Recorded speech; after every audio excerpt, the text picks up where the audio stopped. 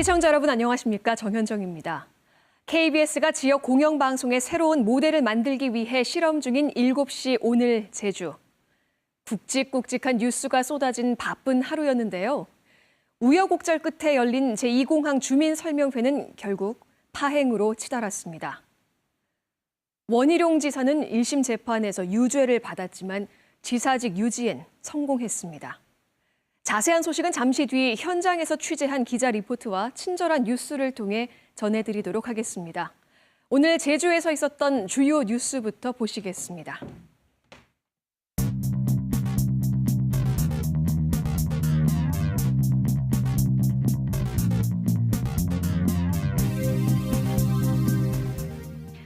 네, 오늘 제주에서 있었던 뉴스를 정리해드리는 뉴스 브리핑 손보련입니다.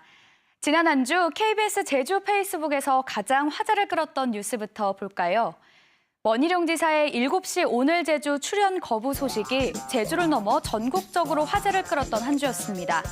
헬렌 토머스와 원희룡이라는 앵커 생각 동영상이 2만 7천 명 가까이 전달됐습니다. 평소 최고치보다도 30배에 가까운 파급력인데 지금도 꾸준히 늘고 있습니다.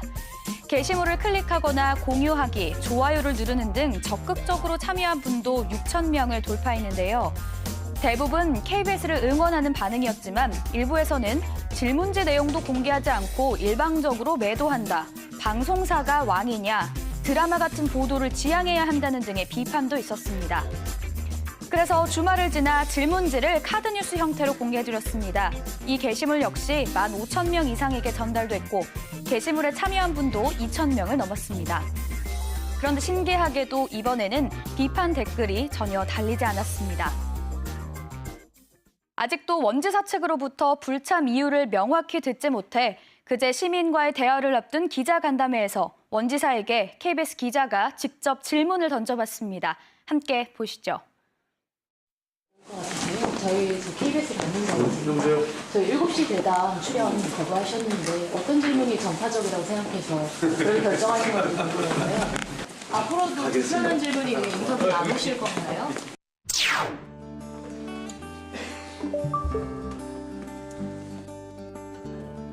내년보다 조금 늦어진 건 저희들 시민들의 이야기들을 충분히 듣고 답변이 필요한 부분은 답변을 하겠고. 원지사 측에서 출연 약속을 해놓고도 사전 질문지를 받고는 돌연 출연하지 않겠다고 통보해왔습니다. 질문이 정파적이라는 단 한 가지 이유를 들었습니다. 기자님 오늘 아니면 또 뵙고 여쭤보기가 어려울 것 같은데요. 저희 KBS 받는다고 저희 7시 대담 출연 거부하셨는데 어떤 질문이 전파적이라고 생각해서 그걸 결정하신 건지 궁금한데요. 말씀 좀 해주시죠. 앞으로도 불편한 질문이 인터뷰 나누실 건가요?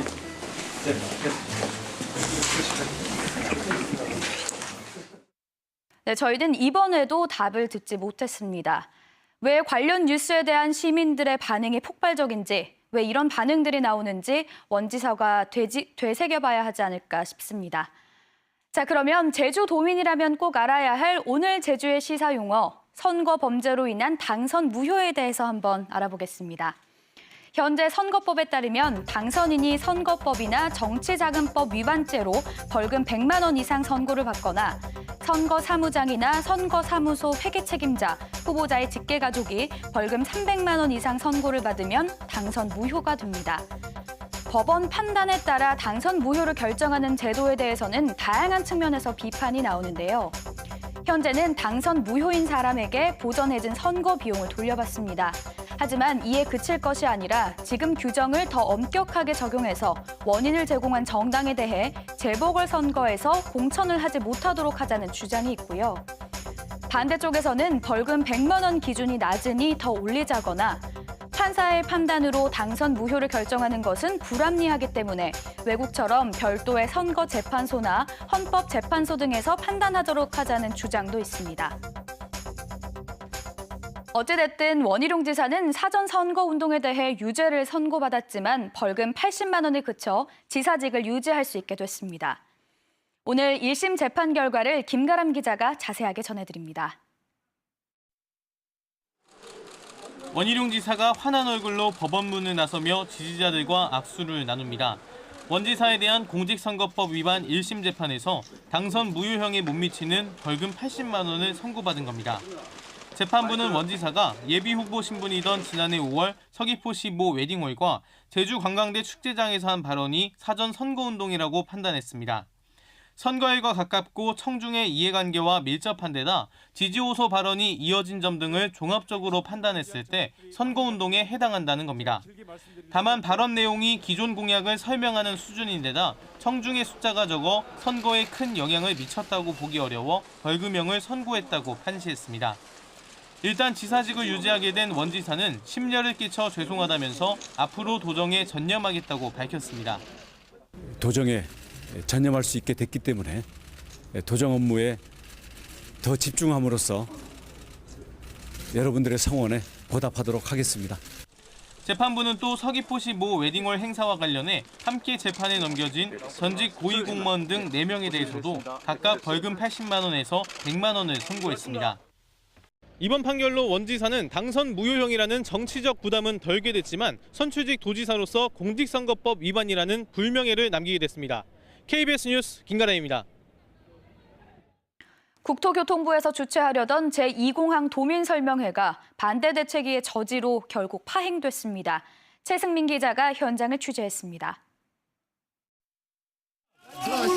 당신도 정말 검토에 그렇게 돈낼 수 있었어?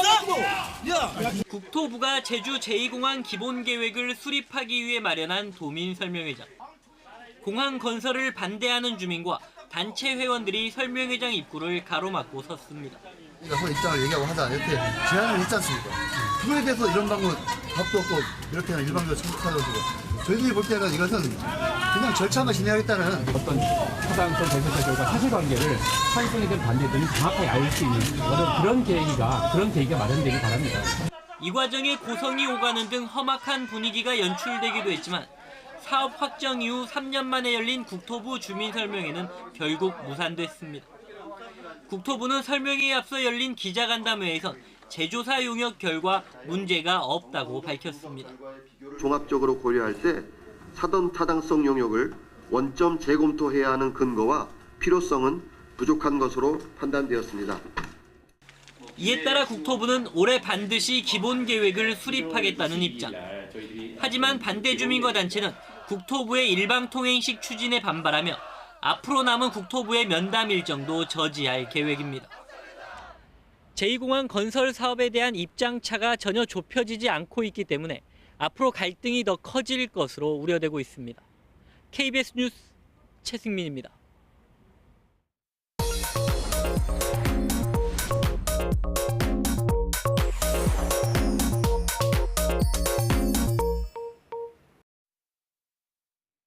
네, 이번 한 주 참 많은 뉴스가 쏟아졌는데요. 친절한 뉴스에서 김익태 기자와 함께 뉴스의 맥을 짚어보겠습니다. 안녕하십니까? 네, 안녕하세요. 네. 2공항 문제 결국 우려했던 대로 이 강행과 충돌로 치닫고 있습니다. 앞서 리포트에서도 보셨습니다만 2공항 해법이 보이지 않는 것 같은데요. 어떠나요? 네, 지금 참 답답한 상황입니다. 찬성 반대는 누구나 할 수 있는데 이런 갈등을 중재해서 발전의 원동력으로 삼는 구심점이 바로 행정기관이어야 할 텐데요. 국토부와 제주도가 이미 결론을 내놓고 밀어붙이는 건 아닌지 우려가 커지고 있습니다. 사실 이 2공항, 신공항은 제주 지역의 수건 사업이 아닙니까? 그렇죠. 사실 제주도나 국토부 입장에서 보면 선물을 준 건데 왜 이렇게 반발하지라는 생각이 들 수 있을 것 같아요. 네, 충분히 그럴 수 있습니다. 왜냐하면 불과 수년 전까지만 해도 범도민위원회가 꾸려져 공항 유치 활동을 나선 게 사실이고요. 그런데 과연 그 목표를 지역사회에서 충분한 토론을 거쳐 합의했느냐 이렇게 물어보면 답은 달라질 겁니다. 이 공항 여론 흐름도 시간이 흐를수록 압도적 지지에서 비판적 입장으로 바뀌고 있는 걸 여러 여론조사 결과에서 확인할 수 있습니다. 문제 해결은 결국 주민 자체의 관점에서 찾아야 할 거라고 보는데요. 우리 미래에 관한 문제인데 왜 중앙정부나 제주도 공무원들에게 맡겨야 하는가? 이런 질문을 던질 때라고 봅니다. 공개 토론회와 새로운 기관을 통한 검증을 거쳐 의혹을 불식시키고 새로운 대안까지 포함해서 공론 절차를 거치는 게 타당하다고 보고요. 그러면 시간이 너무 많이 가지 않느냐 뭐 이런 비판이 있을 수 있는데 1, 2년을 보낸다고 해서 시간을 허비한 건 결코 아니라고 봅니다. 우리가 강정 해군기지 사례에서 이미 보지 않았습니까? 오히려 이런 반발 속에서도 추진을 강행한다면 국토교통부나 제주도에서 성산으로 급하게 가야 할 뭔가가 있구나라는 이 세간의 의심만 더 커지리라고 봅니다. 네, 결국에는 과정의 문제였네요. 네, 정말 슬기로운 솔로몬의 지혜를 기대해 봅니다. 오늘 많은 관심을 끌었던 원희룡 지사 선거법 재판으로 주제를 바꿔보겠습니다. 예상대로였다고 해야 할까요? 재판부가 유죄라고 판단했는데 벌금을 80만 원을 선고했습니다. 이 80만 원만 선고한 이유가 뭘까요? 네, 재판부가 크게 두 가지 논리를 내세웠는데요. 첫째, 단순히 지지를 호소하는 내용이다. 즉 기존에 발표한 공약을 설명하는 것에 불과하고 다른 후보자를 비방하는 내용이 아니라는 점을 내세웠고요. 둘째는 그 선거 결과에 큰 영향을 미쳤다고 보기 어렵다고 판단했습니다. 발언을 들은 청중수가 매우 소수였다는 겁니다. 사전 선거 운동은 맞지만 당선 무효로 보기엔 심하다. 뭐 이렇게 판단한 것으로 보입니다. 네, 그럼 80만 원이 나왔으니 원지사의 지사직 유지가 확정된 거라고 볼 수 있겠네요.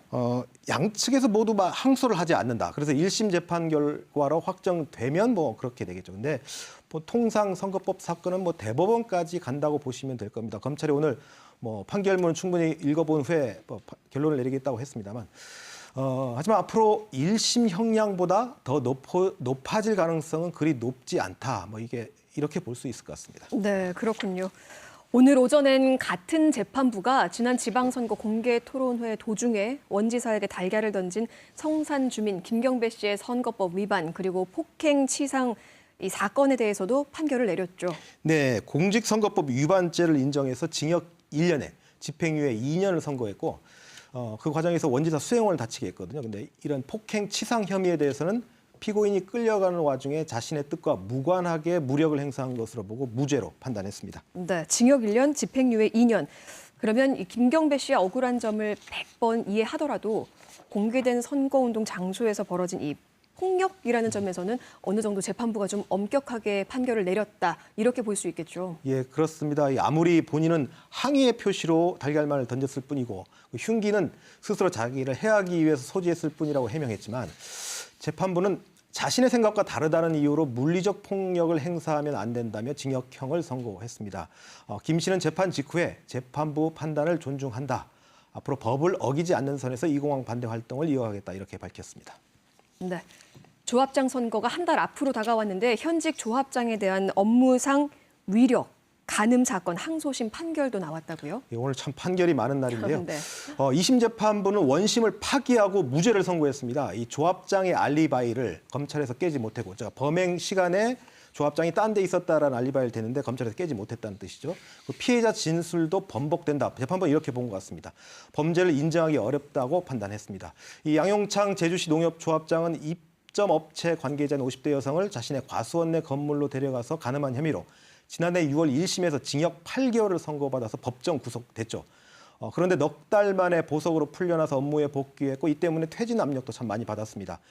업무상 위력에 의한 간음죄는 유력한 차기 대선 주자였던 안희정 전 충남지사의 성폭력 사건으로 아주 유명해진 법리인데요. 네. 이 업무나 고용 등으로 자기의 보호 또는 감독을 받는 사람에 대해서 위력으로 간음한 경우에 성립되는 범죄입니다. 근데 이 단어도 생소한 이 위력에 대한 해석에 따라서 안 전 지사의 경우에는 1심에서 무죄를 받았다가 항소심에서 구속됐고요. 양 조합장은 반대로 1심에서 유죄였다가 항소심에서 무죄를 받았습니다. 기준이 좀 다르게 적용된 것 같네요. 네, 이 위력이라고 하는 해석의 문제인데 네. 위력이란 피해자의 자유의사를 제압하기에 충분한 힘을 말한다. 그러니까 여기에 폭행, 협박뿐만 아니라 여기가 중요합니다. 사회적, 경제적, 정치적 지위를 이용하는 것도 가능하다라는 게 대법원 판례인데요. 그런데 지금까지 이 죄를 인정하는 경우는 피해자가 미성년자이거나 장애인인 경우가 대부분이었습니다. 왜냐하면 강간은 폭행, 협박 등이 통상적으로 동반되기 때문에 원하지 않았던 성관계라는 걸 주장하기 쉬운데 이 폭행이나 협박이 없을 경우엔 합의된 성관계다라고 해서 빠져나갈 가능성이 상당히 많기 때문이죠. 어쨌든 오늘 무죄 판결로 제주시 농협조합장 선거 판도에도 큰 영향을 미치게 됐습니다. 네, 다른 판결을 또 한번 보겠습니다. 최근 있었던 예래 휴양형 주거단지에 대한 대법원 무효 판결. 이 몇 년 전에 똑같은 판결이 있었던 것 같은데 이번엔 뭐가 다른 거지 하는 궁금증이 들더라고요. 예, 2015년에도 대법원이 LA 휴양용 주거단지에 대해서 무효라고 판결을 내렸습니다. 최근 나온 대법원 판결도 같은 맥락의 판결이다 이렇게 이해하시면 되긴 될 것 같습니다. 네. 근데 대법원이 왜 똑같은 판결을 다시 반복을 하는 거죠? 예, 그 질문이 다르면 대답이 다르다라는 지난주에 제가 말씀드린 적이 있는 것 같은데 원고들이 재판을 요구한 목적이 달랐습니다. 그러니까 또 재판을 했다 이렇게 이해하시면 쉬울 듯합니다. 2015년엔 LA 단지 토지 강제 수용이 무효다라는 토지주들이 주장에 대해서 대법원이 맞다. 유원지도 아닌데 유원지로 사업 승인을 내준 게 잘못이니까 토지 강제 수용도 무효다 이렇게 판단한 거고요. 그렇게 되면 대법원이 이 판결에 따라서 사업 승인권자인 제주도가 기존 승인은 무효다 이렇게 고시를 해야 합니다. 근데 안 했습니다. 왜냐하면 고시를 해야 법적인 효력이 발생하거든요. 그러니까 안 하니까 토지주들이 사업 승인 자체가 무효 아니냐 그래서 주장을 하면서 소송을 제기했던 것이고 이에 최근 대법원이 보니까 그래 토지주들 당신들 말이 또 맞다. 유원지도 아닌데 유원지로 사업 승인을 내줬기 때문에 관련 행정처분도 모두 무효다 이렇게 재차 확인해 준 겁니다. 2015년에는 강제 수용이 무효다. 예. 그리고 최근에는 관련 행정처분도 무효다라고 확인을 한 거군요. 이렇게 설명을 해 주시니까 또 이해는 가는데 2015년 대법원 판결 후에 원희룡 지사가 또 열심히 국회를 다니면서 대안을 찾지 않았습니까? 그래서 당시 제주특별법도 개정해서 대책을 마련하겠다. 홍보를 했던 것 같은데요. 네, 그랬었죠. 기억하신 분은 기억하실 텐데 2015년 대법원의 핵심 논리는 유원지란 포인트가 여기입니다. 주민 복지 향상을 위해 설치하는 오락과 휴양시설을 말한다. 그런데 LA 단지 경우에 보니까 숙박시설 비중이 절반을 넘는다. 이건 주민의 복지 향상과 관련이 없다라고 보는 거죠. 그러니까 유원지 목적에 맞지 않다. 따라서 관련 인허가에 따른 토지 수용도 무효다. 이게 대법원이 논리 구조인데 제주도가 이걸 보고 그냥 판결에 따르면 되거든요. 그냥 아까처럼 고시를 해서 다시 절차를 밟으면 되는데 좀 꼼수를 냈습니다. 어떤 꼼수냐면 우리는 특별법이 있지 않냐. 제주에만 적용되는 특별법이 있으니까 제주에서만 유원지 개념을 살짝 바꿔보자. 관광시설도 유원지에 포함시키자. 이렇게 제주특별법을 개정해 놓고 대책을 마련했다라고 설명한 겁니다. 그러니까 한마디로 사법부로부터 위법이라고 판단을 받았는데 법률을 살짝 개정해서 위법을 이제 합법으로 바꾸다는 말씀이시잖아요. 그렇죠. 네. 법률이 이렇게 보니까 참 무섭네요. 그러면 이렇게 법률을 개정했다면 이 문제도 또 풀려야 하는 거 아니겠습니까? 그런데 왜 4년 만에 똑같은 대법원 판결을 받게 된 건가요? 그게 핵심적인 질문이라고 볼 수 있는데요. 그 법률에 관심 많으신 분들은 소급 입법 금지의 원칙이라는 좀 어려운 말을 들어보셨을 겁니다. 이미 지나간 사실을 나중에 적용하기 위해서 법을 만들지 말라라는 헌법 원칙이죠. 아무리 제주특별법을 개정했다고 해도 이미 대법원에서 무효 판결을 받은 행정처분을 효력이 있다고 되돌릴 수는 없는 거죠. 즉 법을 개정했지만 시행사인 버자야 제주 리조트는 인허가 절차를 다시 처음부터 진행해야 하는데 이게 될 리가 없었던 거죠. 그래서 이 버자야 결국 사업 추진보다는 소송을 지금 낸 상태죠. 네, 버자야 측이 그 1차 대법원 판결 이후인 2015년 말에 JDC를 상대로 토지 수용 문제를 해결하지 않은 채 우리에게 투자 유치에 나섰다면서 3,500억 원대 손해배상 소송을 냈습니다. 그리고 작년 초에는 제주도를 상대로 추가 소송을 제기한 상태고요. 그런데 3년이 지났는데 아직 1심 판결조차 나오지 않은 상태입니다. 초기에는 좀 재판이 몇 차례 열렸다고 하더라고요. 근데 2017년 이후에 재판부가 바뀌면서 재판조차 아예 열리지 않았다고 합니다. 이유는 관련 행정소송이 아까 대법원 판결 났던 그 행정소송이 진행된다는 이유였다고 합니다. 어쨌든 이제 대법원 판결이 나왔으니까 조만간 재판은 속개될 것으로 보입니다. 좀 답답하네요. 네. 이것뿐만 아니라 헬스케어 타운 문제도 있고요. 제주도와 JDC가 이렇게 쌓여가는 현안에 대해서 해법을 내놓지 못하고 있는 게 안타깝습니다. 어제 원희룡 지사는 사업 주체인 JDC 이사장의 공석으로 책임 있는 대책 추진이 어렵다고 밝혔는데 김 기자의 평론을 듣고 이 시간 마무리하겠습니다. 네, 사실 7개월째 JDC 이사장직을 공석으로 두는 건 심각한 문제입니다. 더군다나 그 이유가 최근에 시중에 나온 얘기처럼 특정인을 임명하기 위한 시간 벌기 때문이라면 문재인 정부의 인사정책도 비판해서 결코 자유롭지 못할 겁니다. 그런데 그렇다고 해서 원지사의 책임이 줄어든 건 아니겠죠. 이런 질문을 드리고 싶네요. 답을 해주실 있을지 모르겠습니다만 그렇다면 그동안 JDC 이사장이 있을 때 무엇을 하셨나요? 네. 지금까지 친절한 뉴스 김익태 기자였습니다. 고맙습니다.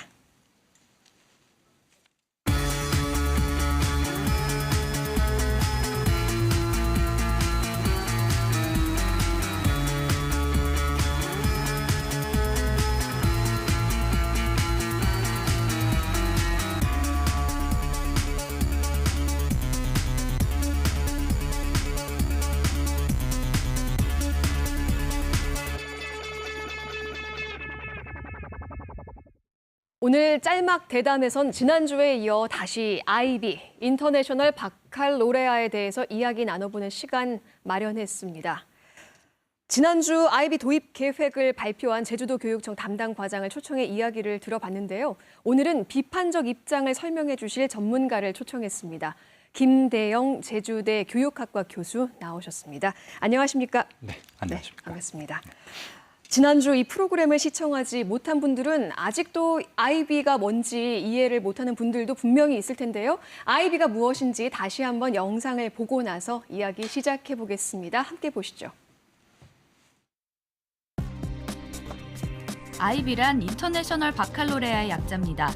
IB는 1968년 프랑스에서 외교관 자녀를 위한 대입 시험으로 개발됐습니다. 현재는 스위스에 본부를 둔 비영리 교육재단인 국제 바칼로레아 기구 IBO가 주관하고 있습니다. 교육 방식은 논술과 토론 중심으로 이루어지고요. 주입식 암기 위주인 한국 교육과정과는 차이가 있습니다. 고등학생을 위한 프로그램을 IB 디플로마 프로그램, 줄여서 IBDP라고 합니다. IBDP는 세계적으로 대학 입학 기준이 되는 프로그램이고요. 학생들은 2년간 교육과정을 밟습니다. 학생들은 국어와 사회학 등 6개 그룹 중에서 각 그룹당 1개 과목을 선정해 이수하게 됩니다. 이와 함께 이론 지식, 창의성, 에세이 활동도 수행해야 합니다. 일본 등 전 세계 150개 나라에서 이런 과정을 담은 IB를 채택했고 현재 제주국제학교 등에서도 운영하고 있습니다. 제주도 교육청은 IB 추진과 관련해서 올해 예산 3억 원을 확보한 상태입니다. 다음 달에는 한국 프로그램 협약도 앞두고 있고요. 김 교수님 지난주 방송은 보셨습니까? 네, 맞습니다. 네, IB에 대해서 지금 비판적인 입장이신데 네. 그 이유는 무엇인가요? 두 가지 측면에서 말씀을 드릴게요. 첫 번째는 정책의 지속 가능성인데요. 올해 IB를 신청한다고 했을 때 최대한 빨리 IB 인증을 받을 수 있는 시기가 2021년이에요. 그리고 첫 졸업생이 배출되는 해가 2023년이고 문제는 이 사이에 교육감 선거가 있다라는 점이에요. 교육감님이 만약에 바뀌시고 이 정책이 유지가 안 된다라고 했을 때 이 문제점들이 발생할 수 있다라는 거고요. 두 번째는 이제 학생 선발인데요. 저희가 IB 하면은 IB를 이수하는 학생들이 모두 졸업장을 받는다라고 생각을 하시는데 전 세계 IB, DP 고등학교 과정을 이수하는 학생들의 80%만 졸업장을 받을 수가 있어요. 아, 모두가 이수를 했다고 해서 졸업장을 네. 받을 수 있는 게 아니군요. 네. 이렇게 무슨 의미냐면 IB에서 요구하는 지적 수준이 높다라는 거고 학생들한테 꽤 많은 학습 양을 요구한다라는 거예요. 이와 관련해서 캐나다, 우리와 비슷하게 캐나다 공립학교에서 영어권인 학교죠. 네. 캐나다 공립학교에서 IB를 쓰는데 이 학교의 가장 큰 문제가 뭐냐면 그 20% 학생들이 탈락을 하는데 얘네들한테 투자되는 공적 자금을 문제를 해소하기 위해서 약 한 일주일 정도의 면접 기간을 통해서 학생들을 선발하고 있거든요. 그러니까 만약에 저희도 이런 과정이 없다라고 하면 만약 저희가 투자되는 공적 자금의 적절성에 관련된 문제가 충분히 발생할 수 있다라는 점이죠. 이런 점들 때문에 다시 말하면 지금은 뭐 이수하지 못하는 학생이 80%지만 혹여 이게 뭐 70%, 60%까지 떨어질 수도 있고 그런 그렇죠. 우려를 100% 될 수도 있고. 그렇죠. 네. 어떻게 될지 모르는 일이니까요. 네. 네. 단 저희가 한번 생각해봐야 되는 건 뭐냐면 저희가 그 IBDP의 졸업장을 못 받더라도 네. 국내 졸업장은 또 받을 수가 있거든요. 아, 근데 이게 네. 문제가 되는 거죠. 그렇게 공적 자금을 투자해놓고 국내 자격증을 또 부여하는 거에 대해서는 다시 한번 생각해 볼 여지가 있는 거죠. 그리고 또 그걸 받지 못하게 됐을 때 그 친구들의 대학 입시까지도 또 고려를 해봐야겠네요. 국내 대학 국내 고등학교 자격증을 받으니까 큰 네. 지장은 없죠. 그럼 뭐 다시 또 수능을 함께 준비하든지 그죠. 다른 뭐 수시를 네. 준비를 하든지 그런 과정을 거쳐야겠군요. 아이비는 학생이 주도적으로 이 문제 해결을 하는 프로젝트 위주의 수업이잖아요. 토론, 논술 방식이죠. 우리 한국 공교육은 뭐 주입식, 암기식 이런데 아이비의 교육 방향은 사실 우리가 좀 따라가야 할 방향점과 맞는 건 아닌가요? 네, 저희가 한번 생각해 봐야 되는 게 뭐냐면 정책의 우수성, 이게 목적의 타당성과 이 그 타당한 프로그램을 운영할 때 효과성은 별개의 문제라고 생각하고 있거든요. 아이비 교육이 지향하는 바를 부정하는 건 절대 아니에요. 다 이제 걱정되는 건 그게 한국 사회에 적용됐을 때, 그러니까 교육청에서 생각하는 공교육의 문제점이 100% 해소될 수 있을까? 이 부분은 또 다른 연구가 필요한 부분이죠. 그러니까 아이비의 우수성에 대해서는 인정을 하지만 네. 이걸 그대로 우리가 가져와서 그 프레임을 딱 씌웠을 때 과연 이게 성공할 수 있을지에 대해서는 의문이 든다. 네. 이렇게 이해하면 되겠죠. 현재 이 아이비, 영어, 일본어, 프랑스어, 스페인어만 지원합니다. 이 때문에 제주도교육청은 다음 달 이 한국어 번역 관련 협약을 체결해서 2022년부터 본격적으로 시행한 계획이라고요. 아이비의 한국어 번역 방안을 어떻게 보시나요? 사실 대다수의 학생들이 이제 영어로 이걸 진행하고 있을 텐데 한국어로 바꿨을 때 그 국제적 수준에 맞춰서 따라갈 수 있을까요? 제가 지금 교육청이 어떤 내용을 어떻게 번역을 하겠다라는 정확한 정보가 없어서 말씀드리기는 좀 곤란한 부분이 있어요. 근데 다 이제 우려되는 부분은 어떤 부분이냐면 국내 같은 경우에는 교과서라는 단일한 교재를 사용하고 있어요. 근데 아이비는 교과서가 없이 그러니까 어떻게 보면 아이비 교사 수만큼 교재가 있다라고 볼 수 있죠. 그렇죠. 정해진 교재가 없이 선생님이 만들거나 아이들과 함께 만드는 그죠. 방식이죠. 네. 근데 또 그 우수성 중에 하나가 뭐냐면 이게 실시간으로 공유가 된다라는 점이에요. 선생님들이 내가 이런 수업을 했고 이런 수업 자료들을 이제 업데이트를 하면은 그 자료들을 바탕으로 해서 자신의 수업을 재조직해 나가고 있거든요. 근데 그 자료가 영어라는 점이죠. 그러니까 대부분, 전 세계에서 영어로 이 네. 수업 과정을 공유를 해서 네. 이게 어떻게 보면 집단 지성처럼 많은 그죠. 사람들이 더 뻗어나가는 가지를 네. 형성해 가는데 네. 과연 우리나라 교사들이 이 영어로 하는 내용을 공유를 받을 수 있을지 시간이 얼마나 걸리진 않을지 이 부분을 우려된다 네. 말씀하시는 건가요? 그럼 이게 이 질문을 제가 한번 드려보겠습니다. 그러면 말씀하신 게 어떻게 보면 그 선생님들의 역량에 대한 우려를 말씀하시는 게 아닌가 아니면 그 교사들의 교육에 대한 그 연수에 대한 이런 부분을 말씀하시는 것 같은데 이 부분에 대한 준비는 충분히 제주도 교육청이 진행하고 있다고 보시는 건가요? 아이비를 신청한다라고 했을 때 아이비를 인증받는 기간이 보통 한 2년 정도가 걸려요. 네. 그러니까 2년 정도의 기간이면 충분히 교육청이 준비를 할 거고 현재 우리 도내 선생님들의 역량을 봤을 때 그 정도는 충분히 될 수 있을 거라고 생각은 해요. 다 이제 우려되는 바가 또 고민되는 바가 뭐냐면은 아이비라는 새로운 시스템을 도입한다라는 거거든요. 이 시스템이라는 건 뭐 이렇게 말해서 선생님들의 수업도 중요하고 교육 과정도 중요하지만 선생님들의 이런 수업들을 지원해 줄 수 있는 행정 시스템까지 포함을 하고 있거든요. 네. 현재 우리 선생님들이 그런 수업을 할 수도 있어요. 할 수도 있는데 선생님들이 현실적으로 하지 못하는 이유가 뭐냐면 선생님들의 대부분의 선생님들이 잡무가 많아서 그러니까 수업 연구할 시간이 부족하다라는 거예요. 근데 그 아이비를 포함해서 해외의 사례들은 뭐냐면 이런 시간들을 행정실에서 충분히 서포트를 해주고 있다라는 점이거든요. 근데 저희가 만약에 행정실에 대한 개편이 없이 지금처럼 선생님들한테 모든 걸 이렇게 모든 걸 맡겨버린다면 아이비의 소개 목적을 달성하기가 어렵게 되겠죠. 그럼 현장에 있는 선생님들의 입장은 좀 어떤지 알고 계신가요? 선생님들은 과연 이 아이비 제도 도입에 대해서 찬성을 하는 입장이 더 많은지 아니면 좀 부담스럽다라고 생각하는 분들이 많은지요? 이게 뭐 정확한 조사 결과가 없어서 말씀드리기는 어렵지만 제가 반대쪽에 있으니까 네. 제가 만나는 선생님들은 좀 거부감을 가지고 있는 건 사실이죠. 그러니까 결국은 이 아이비라는 시스템에 대해서 이걸 반대한다가 아니라 지금 이걸 도입할 수 있는 준비를 전혀 안 해준 상황에서 이걸 가지고 온들 우리가 이걸 어떻게 할 수 있겠느냐 이런 반발이라고 봐도 될까요? 그쪽 측면도 있다라고 볼 수 있겠죠. 네, 아이비를 아무래도 외국 사립학교나 또 국내에서는 국제학교 그리고 외국어 고등학교에서 지금 시행을 하고 있죠. 그래서 엘리트 교육이라는 선입견이 있습니다. 근데 또 한편으로는 교육청에서 이게 질 좋은 교육을 공교육에 도입해서 학생들에게 혜택을 주는 거다라는 의견도 있는데요. 네. 네. 엘리트 교육을 어떻게 정의하는지가 또 중요할 것 같아요.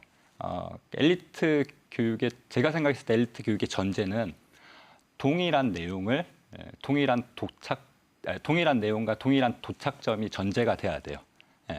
이 상황에서 우수한 학생들을 선발해서 보다 빨리 도착점에 도달하게 하는 게 엘리트 교육이라고 생각하고 있거든요.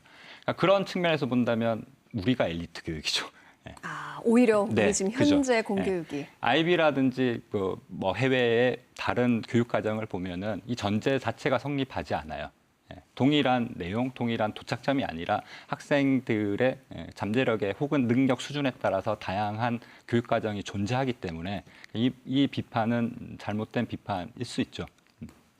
그리고 결국에는 이렇게 아이비 도입을 하고 어떤 교육을 해도 우리나라 현실은 사실 최종 목적지가 이 대학 입시잖아요. 그래서 대학 입시에 대해서 많은 학부모님들이 가장 궁금해하실 것 같습니다.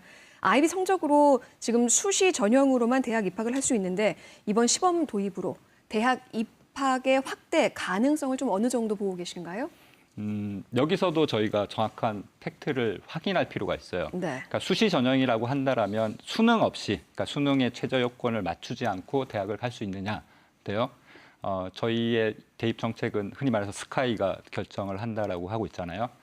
2019년, 그러니까 내년이죠. 내년 서울대 스카이의 수시 전형, 그러니까 순수하게 수능 없이, 수능 최저 조건 없이, 그러니까 이 학생부 종합 전형으로만 학생 뽑는 비율이 어떻게 되냐면요. 서울대 같은 경우에는 수시 전체 6%.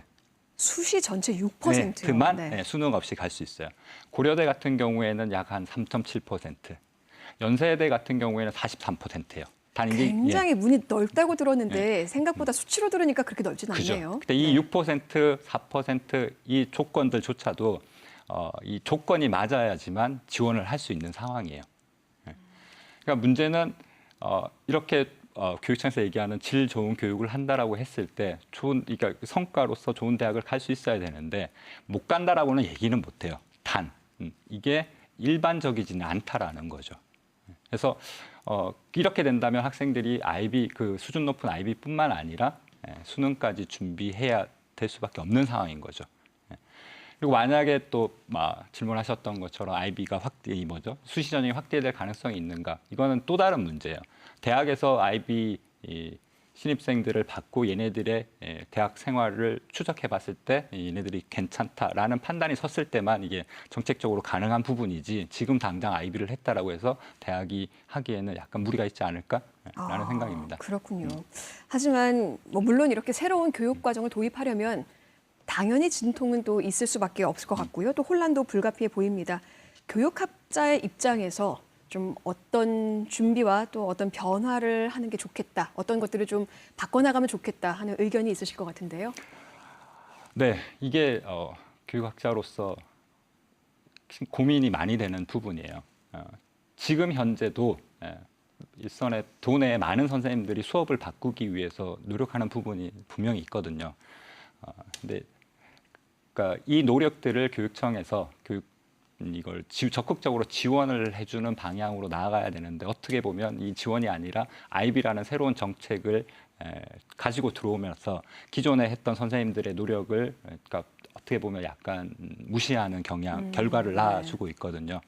그러니까 결국에는 아이비든 뭐가 됐던 간에 교육은 선생님들이 하는 건데 선생님들의 이런 기존의 노력들을 무시하면서까지 새로운 정책들을 펼쳐야 되는지 만약에 이걸 펼쳐 나간다면 또 좀 더 이제 선생님들뿐만 아니라 학부모형들을 통해서 아이비가 뭐고 아이비에 우리는 어떤 식으로 해 나갈 것이다라는 로드맵을 분명히 제시해 줄 필요가 있다라고. 그런데 아직은 생각합니다. 그런 것들이 너무 부족하다는 거죠. 네. 그러면 교수님께서 마지막으로 제가 질문 하나만 더 드릴게요. 네. 아이비 도입을 하되 좀 천천히 갔으면 좋겠다인가요? 아니면 아이비 도입하는 것보다 그런 방식을 받아들이되 한국식으로 좀 바꿔봤으면 좋겠다는 입장이신가요? 아이비의 좋은 점 있죠.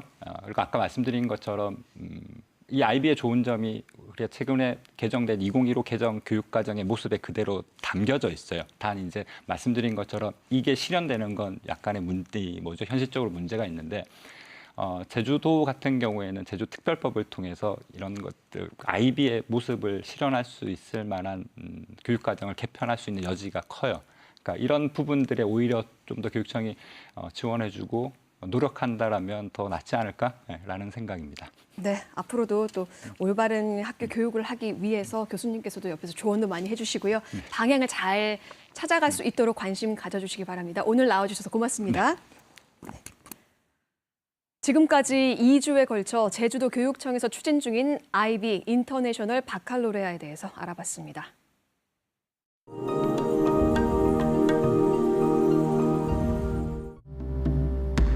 조선시대 중엽에 이르러 유기적 예학이 보급되면서 유기적 포제로 이제 시행하게 됐습니다. 포제 한 보름 전에는 이제 입구에다가 금줄을 매가지고 이 불미스러운 상황이 있는 사람들은 이제 출입을 금하게 이제 하고 있습니다. 그러니까 우리가 희생이라고 합니다. 돼지라고 안 하고. 우리는 보통 이제 물을 끓여가지고 털을 손으로 일일이 뽑고.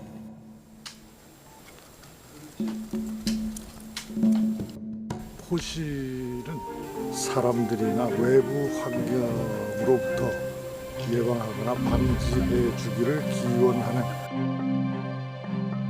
입제 때는 우리가 순수하고 깨끗한 마음으로 이제 들어와서 마을의 진짜 무사한 영을 기원하는 그런 제가 되겠습니다.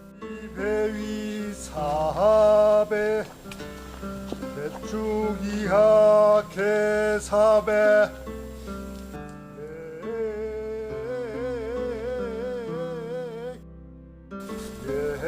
관세위히 독향립 과한수 합치위히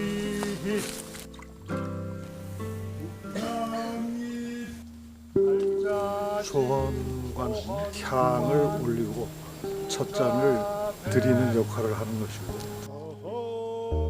우리 나무의 뿌리 깊은 역사와 전통을 갖고 있는 나무라고 생각하고 있습니다. 이를 잘 보존하고 계승하고 발전시켜야 된다고 믿고 있고 망녀인은 충문 등을 모두 태우는